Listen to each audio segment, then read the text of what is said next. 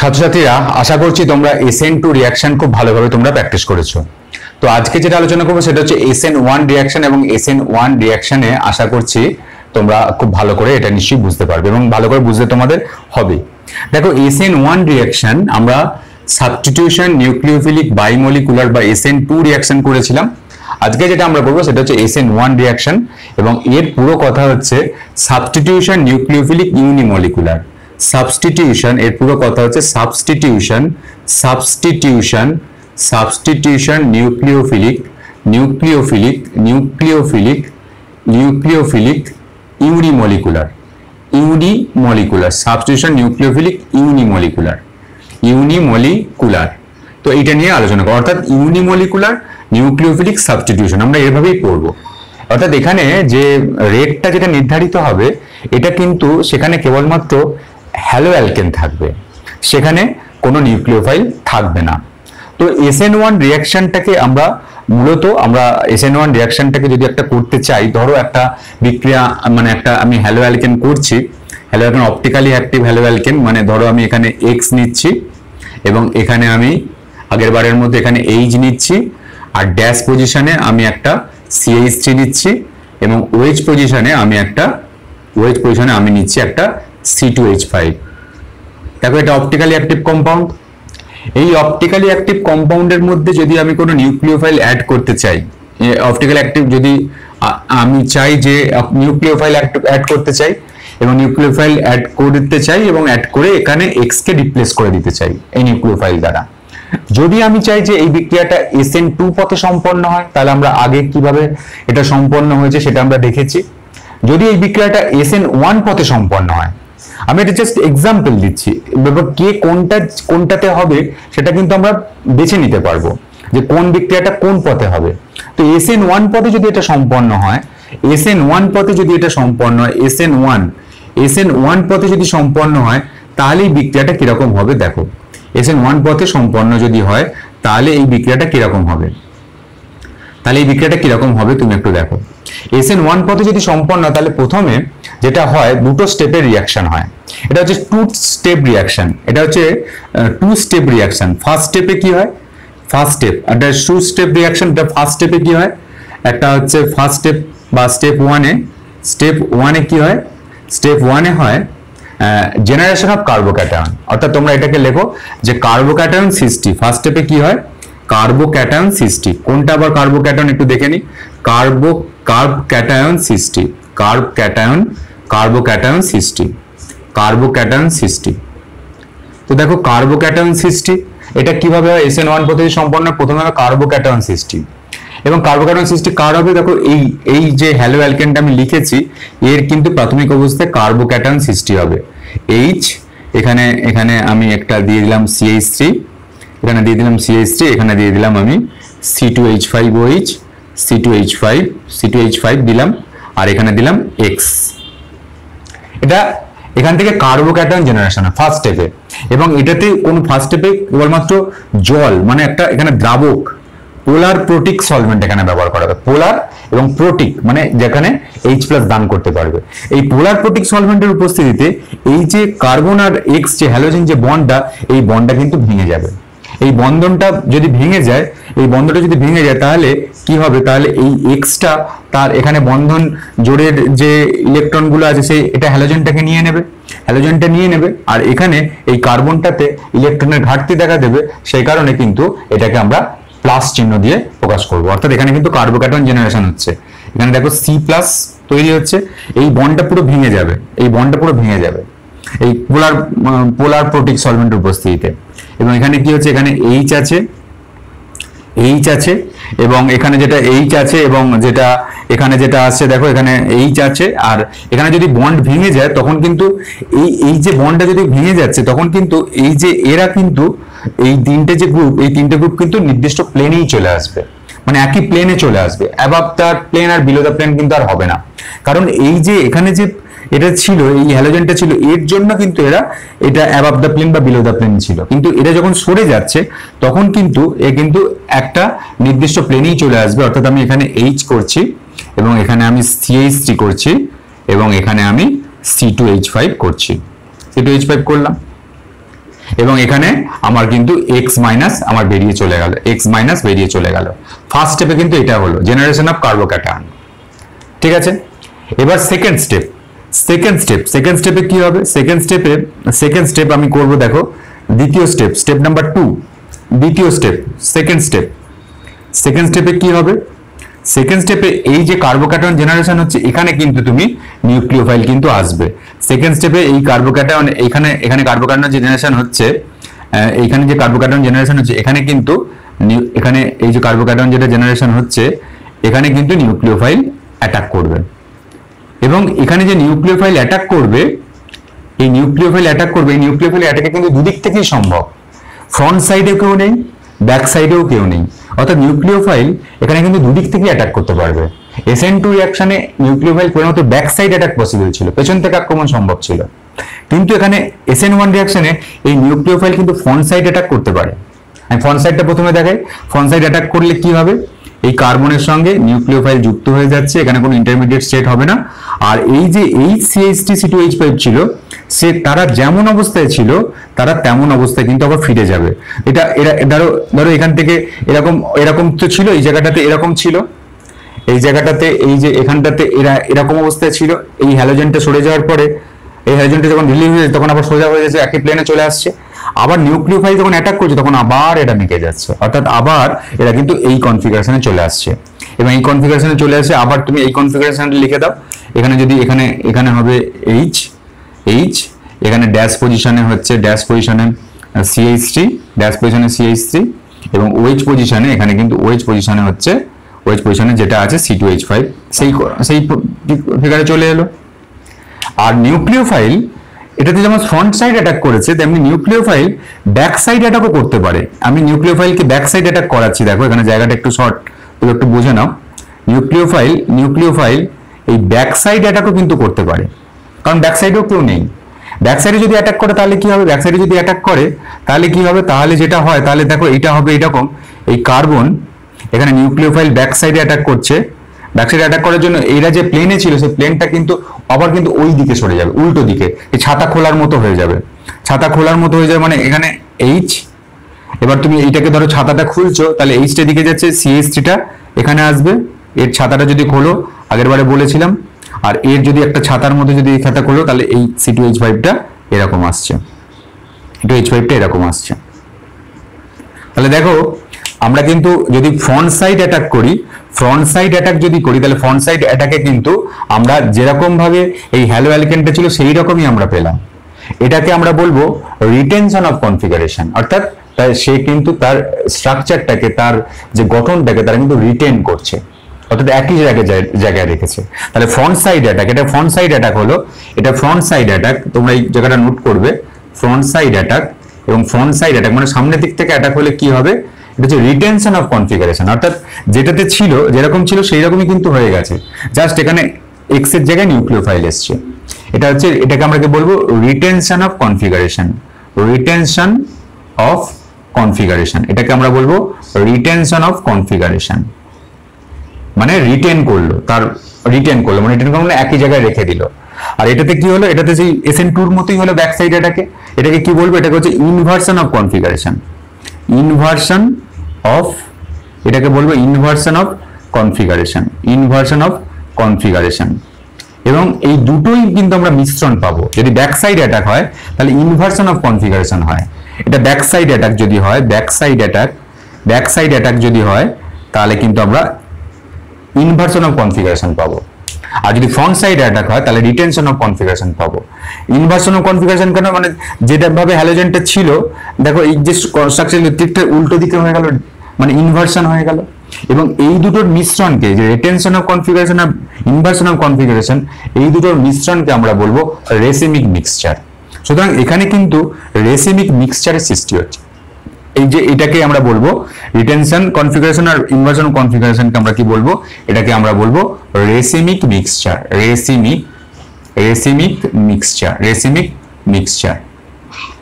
এই দুটোর মিশ্রণকে।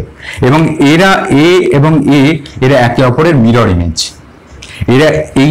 এইটা আর এইটা কিন্তু একে অপরের মিরর ইমেজ। সুতরাং SN1 রিঅ্যাকশনে আমরা কিন্তু রিটেনশন অফ কনফিগারেশন পেলাম ফ্রন্ট সাইড অ্যাটাকের মাধ্যমে, আর আমরা কিন্তু ইনভার্সন অফ কনফিগারেশন পেলাম ব্যাক সাইড অ্যাটাকের মাধ্যমে। আর যে মিক্সচারটা পেলাম সেই মিক্সচারটাকে এই দুটোর মিশ্রণকে আমরা বলবো রেসিপিক মিক্সচার। অর্থাৎ দেখো এখানে যেটা রিটেনশন অফ কনফিগারেশন মানে কি, মানে ধরো এই যে কম্পাউন্ড আছে এটা যদি অপটিক্যালি অ্যাক্টিভ কম্পাউন্ড, তো এটা যদি পিপিএল প্লেন পোলারাইজের দিকে যদি ঘড়ির কাঁটার দিকে ঘোরায়, তাহলে এইটাও কিন্তু ঘড়ির কাঁটার দিকে কিন্তু ঘোরাবে, মানে এই প্লেন পোলারাইজেরটাকে ঘড়ির কাঁটার দিকে ঘোরাবে। আর এটা কি করবে, এটা প্লেন পোলারাইজের ঘড়ির কাঁটার বিপরীত দিকে ঘোরাবে। এবং এই রিটেনশন অফ কনফিগারেশন এই দুটোর মিশ্রণ যখন আছে, এই দুটোর মিশ্রণ যখন উৎপন্ন হচ্ছে, তখন কিন্তু প্লেন পোলারাইজ লাইট পিপিএল কিন্তু সেই যে কম্পাউন্ড হবে মিশ্রণটাকে, সেই মিশ্রণটার উপর দিয়ে যদি চালনা করা, তাহলে প্লেন পোলারাইজড লাইট কিন্তু লাইটকে কিন্তু ওই মিশ্রণটার ঘোরাতে পারবে না, কারণ এ পজিটিভ দিকে ঘোরানোর চেষ্টা করছে ক্লকওয়াইজ, এই নেগেটিভ দিকে ঘোরানোর চেষ্টা করছে অ্যান্টি ক্লকওয়াইজ, একে অপরকে ক্যান্সেল আউট করে দেবে। তখন কিন্তু আর কিন্তু তার অপটিক্যাল অ্যাক্টিভিটি তখন কিন্তু আর হারিয়ে যাবে। কিন্তু কনফিগারেশনটা এরকম ভাবে চেঞ্জ হবে, এটা রিটেনশন অফ কনফিগারেশন, এটা হচ্ছে ইনভার্সন অফ কনফিগারেশন। তাহলে বুঝতে পারলে? এবং এক্ষেত্রে দেখো এক্ষেত্রে কি তৈরি হচ্ছে, এক্ষেত্রে আমরা কিন্তু পাচ্ছি এখানে এখানে এক্সটা আমি নিউক্লিওফাইল এখানে ওইচ দ্বারাই প্রতিস্থাপিত হচ্ছে, এখানে ওইচ দ্বারাই প্রতিস্থাপিত হচ্ছে, এখানে নিউক্লিওফাইলটাই মানে এখানে ওইচ মাইনাস, নিউক্লিওফাইল মানে ওইচ মাইনাস। সুতরাং এখানে যেটা আমরা পাচ্ছি সেটা কিন্তু আমরা দু ধরনের জিনিস পাবো। একটা হচ্ছে দেখো সি পেলাম, এবং যদি আমি ব্যাক সাইড আমি যদি ফ্রন্ট সাইড অ্যাটাকটা খুঁজি, তাহলে ফ্রন্ট সাইড অ্যাটাকে আমি জাস্ট যে কনফিগারেশনে আছে সেই কনফিগারেশনে আমি রেখে দিলাম, সেই কনফিগারেশনে আমি রেখে দিচ্ছি, সেই কনফিগারেশনে আমি রাখলাম, এবং এখানে এক্স এর জায়গায় আমি কিন্তু একটা নিউক্লিওফাইল ওই যোগ করে দিলাম। এটা কি হলো, এটা রিটেনশন অফ কনফিগারেশন। এটা কিভাবে হলো, এটা কিন্তু ফ্রন্ট সাইড অ্যাটাকের মাধ্যমে এই জিনিসটা কিন্তু ঘটলো। ঠিক আছে, এটা নিউক্লিওফাইল মানে এখানে নিউ মাইনাস মানে ওইচ মাইনাস। আর আমরা কি পাবো, আর আমরা পাবো এটা হচ্ছে রিটেন করলো তার স্ট্রাকচার। আর আমরা কি পাবো, আর আমরা ইনভার্সন কনফিগারেশন কিরকম হবে, সি এখানে ওইচটা গিয়ে একদম পেছনে যুক্ত হবে, এই পেছনে ওইচ, আর এদের পুরো ছাতা যেমন খোলে তেমন খুলে দাও, ছাতা খোলার মতো। তাহলে এইদিকে এইচ হচ্ছে, এইদিকে CH3 হচ্ছে ড্যাশ পজিশনে, আর এদিকে ওইচ পজিশনে C2H5 আসছে, C2H5 আসছে। তাহলে দেখো এটা হচ্ছে রিটেনশন, এটাকে আমরা বলবো রিটেনশন, এটাকে আমরা বলবো রিটেনশন অফ কনফিগারেশন, এটাকে আমরা বলবো রিটেনশন অফ কনফিগারেশন। আর এইটা হচ্ছে ইনভার্সন অফ কনফিগারেশন, ইনভার্সন। এবং এই দুটোর যে মিশ্রণ, এই মিশ্রণকে আমরা বলবো রেসিমিক মিক্সচার। তাহলে দেখো ফার্স্ট স্টেপে কিন্তু এখানে নিউক্লিওফাইল আসেনি, এই যে আমরা স্টেপ করলাম ফার্স্ট স্টেপে কিন্তু নিউক্লিওফাইলের প্রবেশ করলো কিন্তু সেকেন্ড স্টেপে, এটা কিন্তু টোটালটি সেকেন্ড স্টেপ, এটা কিন্তু নিউক্লিওফাইলে প্রবেশ করলো সেকেন্ড স্টেপে নিউক্লিওফাইলে প্রবেশ করলো। এবং এটা ফার্স্ট স্টেপ এবং সেকেন্ড স্টেপের মধ্যে নিশ্চয়ই পার্থক্যটা বুঝতে পারলে। ফার্স্ট স্টেপে জাস্ট কার্বোক্যাটায়ন জেনারেশন হলো, কার্বোক্যাটায়ন মানে কার্বনের উপর একটা পজিটিভ চার্জ, এবং তারপরে কার্বোক্যাটায়নে নিউক্লিওফাইল অ্যাটাক করলো।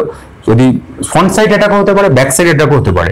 ফ্রন্ট সাইড অ্যাটাক হলে রিটেনশন অফ কনফিগারেশন, আর ব্যাক সাইড অ্যাটাক হলে ইনভার্সন অফ কনফিগারেশন। কার রেসপেক্টে, এই হ্যালো অ্যালকেনের কনফিগারেশনের রেসপেক্টে। বুঝতে পারলে? এটাই হচ্ছে SN1 রিঅ্যাকশন। এবার কিছু SN1 বিক্রিয়া সংক্রান্ত কিছু ফ্যাক্ট দেখে নাও, SN1 রিঅ্যাকশন সংক্রান্ত কিছু fact, important fact SN1 reaction সংক্রান্ত। তো এটা ভালো করে বুঝতে পারবে। তো দেখো ইম্পর্টেন্ট গুরুত্বপূর্ণ কয়েকটা পয়েন্ট কয়েকটা লিখে নাও SN1 সম্বন্ধে। ইম্পর্টেন্ট পয়েন্ট লিখে নাও। 1 নম্বর লেখো, এখানে যে রেটটা, এখানে কিন্তু রেট 1 নম্বর যেটা করবো, এখানে যে বিক্রিয়ার যে রেটটা, সেই রেটটা কিন্তু নির্ভর করবে, এটা রেট ডিটারমাইনিং স্টেপে রেটটা কিন্তু নির্ভর করবে অনলি কিন্তু হ্যালো অ্যালকেনের উপর নির্ভর করবে। মানে প্রথম স্টেপটা যেটা কার্বোক্যাটায়ন জেনারেশন হচ্ছে, সেই স্টেপটা হচ্ছে রেট ডিটারমাইনিং স্টেপ, এবং সেই রেট ডিটারমাইনিং স্টেপের কত নিউক্লিওফাইল তো নেই। সুতরাং এখানে কেবলমাত্র রেট ডিটারমাইনিং স্টেপে কেবলমাত্র হ্যালো অ্যালকেন আছে। সুতরাং সেই কারণে এর রেটটা কেবলমাত্র হ্যালো অ্যালকেনের উপর নির্ভর করবে। এবং এক্ষেত্রে হ্যালো অ্যালকেনের এখানে পাওয়ার কি আছে 1। সুতরাং এক্ষেত্রে আমরা কি পাবো, অতএব মলিকুলারিটি, অর্থাৎ রেট ডিটারমাইনিং স্টেপ মানে প্রথম স্টেপটা, ওটা রেট ডিটারমাইনিং স্টেপ, মানে সব থেকে স্লোয়েস্ট স্টেপ। মলিকুলারিটি এবং আমরা যেটা অর্ডার, এই দুটোই কিন্তু SN1 রিঅ্যাকশনের ক্ষেত্রে 1 হয়, এটা কিন্তু খেয়াল রাখতে হবে 1। আচ্ছা, এটা কিন্তু টু স্টেপ রিঅ্যাকশন, এটা দুটো স্টেপ রিয়াকশনে দুটো স্টেপে হয় এই বিক্রিয়াটা নিশ্চয়ই দেখলে, 2 স্টেপ রিয়াকশন, দুটো ধাপে বিক্রিয়াটা হয় এবং দুটো ধাপে বিক্রিয়া হয় এবং ফার্স্ট স্টেপটাতেই হচ্ছে রেট ডিটারমাইনিং স্টেপ। ফার্স্ট স্টেপে কিন্তু কোনো নিউক্লিওফাইল থাকে না এবং ফার্স্ট স্টেপে যেহেতু নিউক্লিওফাইল থাকে না সুতরাং বিক্রিয়ার যে রেটটা যেটা হচ্ছে লোয়েস্ট মানে সেটা হচ্ছে সব থেকে স্লোয়েস্ট স্টেপের উপর নির্ভর করে, যেটা rate determining step first step, সেই স্টেপে যদি কোনো নিউক্লিওফাইল থাকে না সুতরাং এর মলিকুলারিটি কিন্তু 1 হয়েছে। এই কথাটা তোমরা একটু খেয়াল রাখবে। আচ্ছা, আর এক্ষেত্রে আমরা কি পাবো? এক্ষেত্রে আমরা রেসিমিক মিক্সচার পাবো। যদি যদি যদি হ্যালো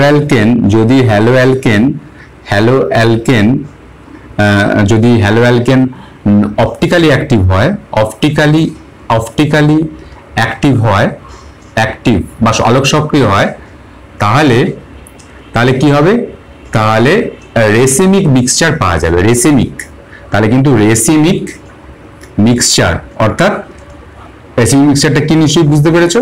রেসিমিক মিক্সচার পাওয়া যাবে অর্থাৎ retention of configuration, inversion of configuration দুটোই পাওয়া যায়, দুটোই কিন্তু সমানুপাতে থাকবে এবং একে অপরের কিন্তু মিরর ইমেজ, এই কথাটা খেয়াল রাখবে। এবং এক্ষেত্রে রেটটা কার উপর নির্ভর করবে? এক্ষেত্রে বিক্রিয়ার রেটটা নির্ভর করবে যে স্টেবিলিটি অফ কার্বোক্যাটায়ন, কারণ স্টেবিলিটি অফ কার্বোক্যাটায়ন রেটটা নির্ভর করবে স্টেবিলিটি অফ কার্বোক্যাটায়নের উপর নির্ভর করবে। কারণ এখানে ফার্স্ট স্টেপে কার্বোক্যাটায়ন জেনারেশন হয়েছে, মানে একটা কার্বনের উপর পজিটিভ চার্জ এসছে, তার স্টেবিলিটি যত ভালো হবে তত কিন্তু বিক্রিয়ার রেটটা তত ভালো হবে। এবার কার্বোক্যাটায়নের যে স্টেবিলিটির যে ক্রম, এটা কিন্তু সর্বদা 3 ডিগ্রি প্রথমে আসে, তারপর 2 ডিগ্রি, তারপর 1 ডিগ্রি। অর্থাৎ স্টেবিলিটি অফ কার্বোক্যাটায়ন, অর্থাৎ এখানে আমরা বলতে পারি যে রেটের মানে বিক্রিয়ার যে ক্রম হবে, SN1 বিক্রিয়ার যে ক্রম হবে, 3 ডিগ্রি ফার্স্ট বিক্রিয়া করবে, তারপর 2 ডিগ্রি, তারপর 1 ডিগ্রি, তারপর 0 ডিগ্রি। এটা কিন্তু স্টেবিলিটি অফ কার্বোক্যাটায়নের, মানে কার্বোক্যাটায়ন সবসময় 3 ডিগ্রিটা বেশি স্টেবল হয়। এবার কেন বেশি স্টেবল হয় সেটা তো জানা যাবে, কারণ স্টেবিলিটি কেন হয় সেটা আমাদের 11-এ আছে। সবসময় জেনে রাখো 3 ডিগ্রি কার্বোক্যাটায়ন বেশি স্টেবল হয়, এটা কিন্তু খেয়াল রাখতে হবে। সেই জন্য রেটটাও কিন্তু এই কিন্তু এরকম ভাবেই কিন্তু হবে, অর্থাৎ 3 ডিগ্রি কার্বোক্যাটায়ন 3 ডিগ্রি যে অ্যালকিল হ্যালাইড গুলো আছে সেই অ্যালকিল হ্যালাইড গুলো SN1 রিঅ্যাকশনে সাড়া দেবে। আচ্ছা, 5 নম্বরটা কি? 5 নম্বর হচ্ছে পোলার প্রোটিক সলভেন্ট এখানে ব্যবহার করা হয়। পোলার প্রোটিক সলভেন্ট এখানে কি ব্যবহার করা হয়? পোলার প্রোটিক সলভেন্ট মানে কি? পোলার প্রোটিক সলভেন্ট মানে এখানে হচ্ছে H2O, পোলার প্রোটিক সলভেন্ট ব্যবহৃত হয়। কারণ কি? কারণ পোলার প্রোটিক সলভেন্ট ব্যবহার হয় বলেই এখানে কিন্তু ওই কার্বোক্যাটায়ন কিন্তু জেনারেশন হতে পারছে, অর্থাৎ CX বন্ধন প্রথম স্টেপে যেটা হয়েছিল CX বন্ধনটা কিন্তু ব্রেক হতে পারছে। সেই জন্য এখানে পোলার প্রোটিক সলভেন্টটা ব্যবহার করলেই ভালো, পোলার প্রোটিক সলভেন্ট ব্যবহার করা হয়।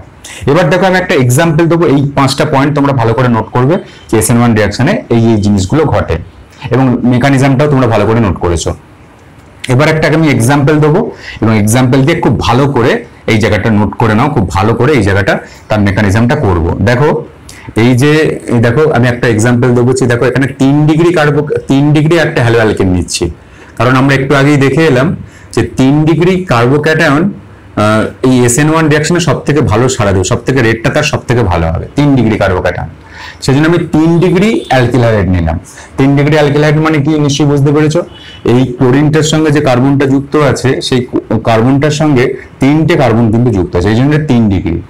এবং এক্ষেত্রে আমি NaOH ব্যবহার করলাম, NaOH এখানে NaOH ব্যবহার করলাম, এখানে নিউক্লিওফাইলকে OH মাইনাস।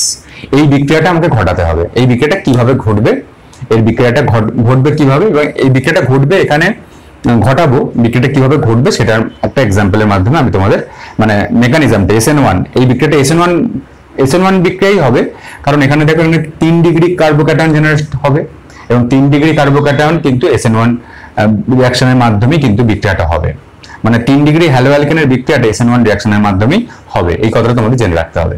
তাহলে দেখো এখানে এই বিক্রিয়াটা স্টেপ যদি মেকানিজম করি, SN1 মেকানিজম যদি এখানে SN1 পথেই হবে, SN1 যদি মেকানিজম করি, দেখো মেকানিজম খুব ভালো করে এটা কপি করো।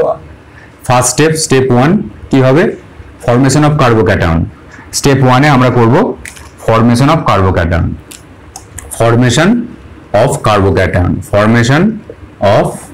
Carbocation, curve cation, formation of carb cation. এইটা দেখো ফরমেশন অফ কার্ব ক্যাটায়ন কিরকম, এই দেখো CH3, আমরা কোনো CH3, আচ্ছা এটা কোনো অপটিক্যালি ইনঅ্যাক্টিভ বলে আমরা নর্মাল ভাবেই দেখাবো, CH3 CH3 CH3 CH3 এবং এখানে আমি Cl, এরকম ভাবেই দেখাই, নর্মাল ভাবেই দেখাচ্ছি। তাহলে এখানে প্রথমে যখন পোলার প্রোটিক সলভেন্ট ব্যবহার করছো, এখানে বিক্রিয়ার মাধ্যমে H2O ব্যবহার করা হবে, বড় পোলার প্রোটিক সলভেন্ট। এটা কেন ব্যবহার করে, এটা কিন্তু এই CCl বন্ধনটাকে ভাঙতে সাহায্য করে। এবং এক্ষেত্রে কি হবে, এক্ষেত্রে দেখো, এক্ষেত্রে যেটা পাচ্ছি আমি, এটা হচ্ছে একটা কার্বোক্যাটায়ন পাবো, সেটা হচ্ছে CH3 CH3 CH3 প্লাস, কারণ এটা পুরো এর উপস্থিতি এটা ভেঙে যাবে, ভেঙে গেলে এটা প্লাস হবে আর Cl মাইনাস হবে। দেখো এটাতে আমি আর কোনো অপটিক্যাল অ্যাক্টিভিটি তো এটা শো করবে না বলে আমি নর্মাল দেখাচ্ছি, তোমরা নর্মালও দেখাতে পারো, তাতে কোনো অসুবিধা নেই। আগেরটা যেটা দেখিয়েছিলাম সেটা হচ্ছে অপটিক্যাল অ্যাক্টিভিটি শো করলে কি হবে, নর্মাল অবস্থাতে তুমি দেখাতে পারো, তাতে কোনো অসুবিধা নেই। এবং দেখো এইটা দেখালো। এবং স্টেপ 2 তে কি হবে, স্টেপ 2 তে এই যে কার্বোক্যাটায়নটা হচ্ছে, এই কার্বোক্যাটায়নে নিউক্লিওফাইল অ্যাটাক করবে, CH3। আচ্ছা একটা নর্মাল দেখালে একটা অসুবিধা হবে, সেটা হচ্ছে নর্মাল দেখালে কিন্তু ফ্রন্ট সাইড অ্যাটাকটা দেখাতে পারবো না, ব্যাক সাইড অ্যাটাকটা দেখাতে পারবো না। তোমরা তাহলে এরকম ভাবেই করো, যে এটাকে এরকম ভাবেই করো। আচ্ছা এটাকে তোমরা এরকম ভাবেই করো, এটাকে জাস্ট এরকম করো। আচ্ছা আরেকটু তোমরা একটু মুছো, এটাকে মুছো। আমি এটাকে মানে আমি যে 3-4টে যে ড্যাশ ওয়েজ পদ্ধতির মাধ্যমেই দেখাই, তাহলে যেটা সুবিধা হবে সেটা হচ্ছে এইরকম, তাহলে এটা সুবিধা হবে, তাহলে বুঝতে সুবিধা হবে। CCl এখানে আমি করছি, দেখো এটাতে আমি CH3 করছি, এখানে CH3 করছি, এইখানে ড্যাশে CH3 করছি, আর ওয়েজে আমি CH3 করছি, করলাম ওয়েজ পজিশনে। এবার প্রথমে কি কার্বোক্যাটায়ন জেনারেশন হবে, কার্বোক্যাটায়ন জেনারেশন মানে প্রোটিক সলভেন্ট দিয়ে দাও, প্রোটিক সলভেন্ট দিয়ে দিলে কি হবে, পোলার প্রোটিক সলভেন্ট দিলে এই Clটা তার ইলেকট্রনকে নিয়ে নেবে, নিয়ে এখানে কি তৈরি করবে, এখানে C এবং এখানে কার্বোক্যাটায়ন জেনারেশন হচ্ছে, এবং এইগুলো কিন্তু প্লেনে চলে আসবে, মানে একটা নির্দিষ্ট তলে চলে আসবে। এখানে আমি CH3 করছি, এবার এখানে CH3 করছি, এবং এখানে আমি CH3 করছি, ইয়েস। এবং এক্ষেত্রে Cl মাইনাস আয়নটা পড়ে থাকছে। এবার স্টেপ 2তে দু রকম হবে। দেখো এখানে যে কার্বোক্যাটায়ন জেনারেশন হয়েছে, এই কার্বোক্যাটায়ন জেনারেশন হয়েছে, এই কার্বোক্যাটায়নে নিউক্লিওফাইল অ্যাটাক করবে, এবং এই নিউক্লিওফাইল অ্যাটাকটা দুভাবে সম্ভব হবে। একটা ফ্রন্ট সাইড অ্যাটাক, আমি ফ্রন্ট সাইড অ্যাটাকটা দেখাচ্ছি, এটা ফ্রন্ট সাইড অ্যাটাক করছে। ফ্রন্ট সাইড অ্যাটাক করলে কি হবে, ফ্রন্ট সাইড অ্যাটাক করলে C এদিকে নিউক্লিওফাইল যুক্ত হচ্ছে, নিউক্লিওফাইল যুক্ত হওয়ার ফলে এই গ্রুপগুলো যেমন ছিল তেমন আবার ফিরে আসবে, মানে এরকম যেমন ছিল তেমন অবস্থায় ফিরে আসতে, মানে এইরকম গ্রুপেই আবার ফিরে আসবে, কারণ এই দিক থেকে যুক্ত হচ্ছে। তাহলে কি হচ্ছে, CH3 এখানে ডট পজিশনে CH3, আর ওয়েজ পজিশনেও আমি CH3 দিচ্ছি, যেহেতু একই গ্রুপ, কোনো অসুবিধা হওয়ার কথা না। এটা পজিশনে ফিরে এলো, এটা ফ্রন্ট সাইড অ্যাটাক। এটাতে কি হলো, এটাতে হচ্ছে ইনভার্সন অফ কনফিগারেশন, না সরি, এটা হচ্ছে ফ্রন্ট সাইড অ্যাটাক, এবং এটাতে retention of configuration. Front side attack হচ্ছে, এবং এটাতে কি হচ্ছে, এটাতে হচ্ছে রিটেনশন অফ কনফিগারেশন, মানে একই কনফিগারেশনের, কিন্তু আমরা একই কনফিগারেশন আমরা পেলাম, মানে একই কনফিগারেশনে কিন্তু আমরা নিউক্লিওফাইল যুক্ত কম্পাউন্ড পেলাম। এবার দেখো এখানে যদি স্টেপ 3 হয়, মানে আরেকটা যদি এবার যদি ব্যাক সাইড অ্যাটাক হয়, তাহলে কি হবে, এই NH3, দেখো আমি এটাকে আরেকবার ভেঙে দেখাচ্ছি আলাদা কালিতে, NH3 করছি, এখানে নিউক্লিওফাইল মানে এখানে কি, এই বিক্রিয়াটার ক্ষেত্রে নিউক্লিওফাইল হচ্ছে OH মাইনাস, তুমি OH মাইনাস দিয়েও করতে পারো, আমি বেসিক্যালি নিউক্লিওফাইল NU মাইনাস দিয়ে দেখাচ্ছি, তুমি OH মাইনাস দিয়েও করতে পারো। এই নিউক্লিওফাইলটা এসে ব্যাক সাইড অ্যাটাক করবে, ব্যাক সাইড অ্যাটাক করলে কি হবে, এই C এই ব্যাক সাইডে নিউক্লিওফাইল যুক্ত হচ্ছে, মানে এখানে নিউক্লিওফাইল মানে OH মাইনাস যুক্ত হচ্ছে, এবং এক্ষেত্রে আমি এইদিকে এটা CH3, আবার এইদিকে গ্রুপটা হয়ে যাচ্ছে, এইদিকে CH3 হয়ে যাচ্ছে। এইটাকে লক্ষ্য করো, মূল জায়গাটা লক্ষ্য করো, এই জায়গাটাকে এই ছাতার মতো করে খুলে দাও, তাহলে এইদিকে CH3 হচ্ছে, এইদিকে আবার CH3 হচ্ছে, আর এইদিকে কিন্তু OH পজিশনে একটা CH3 হচ্ছে। এবং এই যে কনফিগারেশনটা, এটা কিন্তু এই যে মূল কনফিগারেশন কিন্তু ইনভার্সন হলো, বিপরীত হলো। তাহলে এটা ব্যাক সাইড অ্যাটাক করলাম, back side attack back side attack, এবং এক্ষেত্রে ব্যাক সাইড অ্যাটাক, এবং এক্ষেত্রে কি হলো inversion of configuration, inversion of configuration অর্থাৎ বিপরীত কনফিগারেশন হলো inversion of configuration, inversion of configuration. এবং এই দুটোর মিশ্রণটাকে আমরা কি বলবো?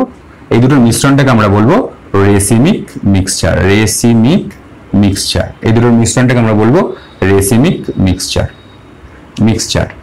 তাহলে দেখো এখানে যদি NOH দাও তাহলে একটা কমপ্লিট করে দাও। এই নিউক্লিওফাইলটা হচ্ছে OH মাইনাস, তাহলে এখানে আলটিমেট এখানে কি তৈরি হবে? আলটিমেট তৈরি হবে এইরকম দুটো মিশ্রণ তৈরি, মানে মিশ্রণ তৈরি হবে একটা।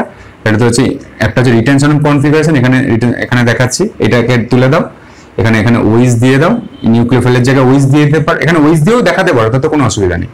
আলটিমেট কি উৎপন্ন হচ্ছে? OH, এদিকে হচ্ছে একটা CH3 এবং এদিকে একটা ডট, এদিকে একটা CH3, এইদিকে একটা OH পজিশনে একটা CH3, আর এইদিকে একটা এইটা দিয়ে দাও, ইনভার্সন অফ কনফিগারেশন দিয়ে দাও।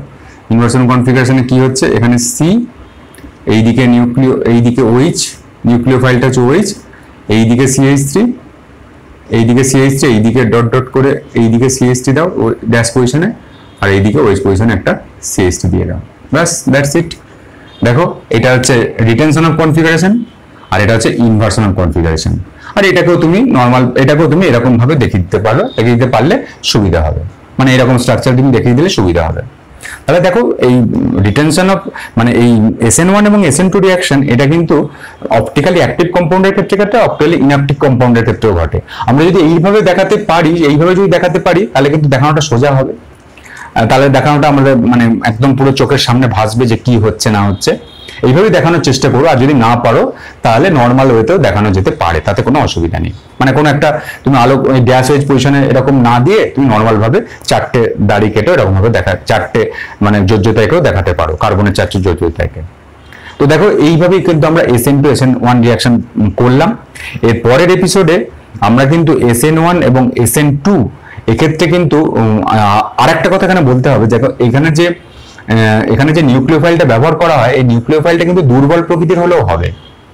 SN2 তে কিন্তু নিউক্লিওফাইল খুব স্ট্রং প্রকৃতির হতে হয়, কারণ SN2 তে নিউক্লিওফাইল ডাইরেক্ট প্রথম স্টেপেই কিন্তু অ্যাটাক করে, আর SN1 এ নিউক্লিওফাইল সেকেন্ড স্টেপে আসে। সুতরাং এখানে নিউক্লিওফাইলটা কম শক্তি সম্পন্ন হলেও হবে।